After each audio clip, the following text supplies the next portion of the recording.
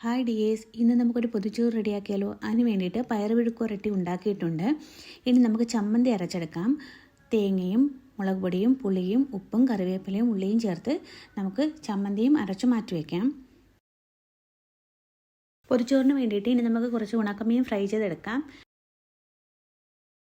വറ്റൽമുളക് ഇട്ടതിന് ശേഷം കുറച്ച് ഉണക്കമീൻ മുളക് പൊടിയും മഞ്ഞൾപ്പൊടിയും ചേർത്ത് ഒന്ന് അരപ്പ് പിടിപ്പിച്ചതിന് ശേഷം രണ്ട് വശവും ഒന്ന് ഫ്രൈ ചെയ്തെടുക്കാം. ഒരു ഫ്ലേവറിന് വേണ്ടിയിട്ട് കുറച്ച് കറിവേപ്പില കൂടി നമുക്ക് ചേർത്ത് കൊടുക്കാം. ഇനി നമുക്ക് വാഴയില നല്ലപോലെ വാട്ടിയെടുത്ത് നമുക്ക് പൊതിച്ചോറിന് വേണ്ടിയിട്ടുള്ള ചോറ് അതിലേക്ക് ഇട്ട് കൊടുക്കാം.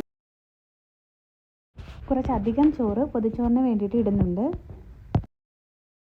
നല്ലപോലെ ചോറിട്ടതിന് ശേഷം ചൂട് ചോറെടുക്കാൻ പ്രത്യേകം ശ്രദ്ധിക്കണം. ഇനി അതിലേക്ക് പയറുപഴുക്കുരട്ടിയും 2 ഉണക്കമീനും ഒരു വലിയ ഉരുള ചമ്മന്തിയും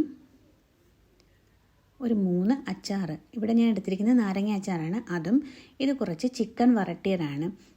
ഇതുകൂടി ചേർത്ത് നല്ല പോലെ നമ്മുടെ ഇല മടക്കി നമുക്ക് ന്യൂസ് പേപ്പറിൽ പൊതിഞ്ഞ് ഒരു 15 മിനിറ്റത്തേക്ക് നമുക്ക് മാറ്റി വയ്ക്കാം. 15 മിനിറ്റ് എങ്കിലും ഇരിക്കണം, എങ്കിലും നമ്മുടെ പൊതിച്ചോറ് കറക്റ്റ് സെറ്റായി കിട്ടുകയുള്ളൂ. ഇല മടക്കുമ്പോൾ പ്രത്യേകം ശ്രദ്ധിച്ച് മടക്കണം. ഇല എങ്ങും കീറിപ്പോവാതെ മടക്കി വേണം ഇത് കെട്ടാൻ. ഇനി നമുക്ക് ഇതൊന്ന് നല്ലപോലെ മടക്കി ന്യൂസ് പേപ്പറിൽ നമുക്ക് പൊതിഞ്ഞ് ഒരു 15 മിനിറ്റ് മാറ്റി വെക്കാം. മിനിമം ഒരു അരമണിക്കൂറെങ്കിലും ഇരിക്കണം എന്നാണ്. കുഴപ്പമില്ല. നമുക്ക് 15 മിനിറ്റ് കഴിഞ്ഞിട്ട് നമുക്കിത് ഓപ്പൺ ചെയ്ത് നോക്കാം. ഓപ്പൺ ചെയ്യുമ്പോൾ ആ ഇലയുടെ ഫ്ലേവറും നമ്മുടെ കറികളുടെ എല്ലാം ടേസ്റ്റും എല്ലാം ഇറങ്ങി നല്ല ടേസ്റ്റായിട്ടുള്ള ഒരു പൊതിച്ചോറ് നമുക്ക് കിട്ടും. എൻ്റെ വീഡിയോ ഇഷ്ടമായാൽ എല്ലാവരും ലൈക്ക് ചെയ്യണം, ഷെയർ ചെയ്യണം, കമൻറ്റ് ചെയ്യണം, ഒപ്പം സബ്സ്ക്രൈബും ചെയ്യണം. Okay, thank you.